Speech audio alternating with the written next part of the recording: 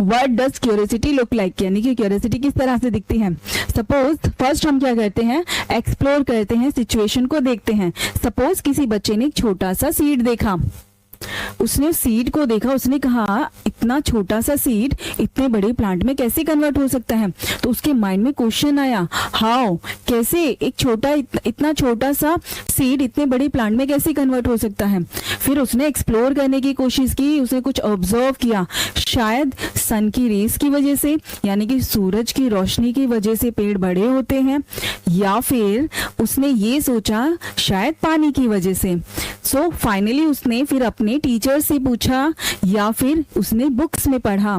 क्या पढ़ा कि आखिर इतना छोटा सा सीड इतने बड़े प्लांट में कैसे कन्वर्ट होता है। सो देखिए, सबसे पहले हमने सिचुएशन को देखा, उसके बाद हमने क्वेश्चन किया अपने माइंड में कि ये कैसे हो सकता है। फिर हम निकल गए उसकी खोज में, उसको खोज करने के लिए। तो हमें पता चला, हमने खुद की ऑब्जर्वेशन को थोड़ा सा यूज किया, शायद जो सीड है वो पानी की वजह से बड़ा हुआ या फिर सूरज की रोशनी की वजह से। फाइनली हमने कुछ हेल्प ली, सोचा और अपने बड़ों से पूछा, किताबों में देखा, पढ़ा, तो हमें पता चला कि फाइनली जो एक छोटा सा सीड है वो इतने बड़े प्लांट में कैसे कन्वर्ट होता है।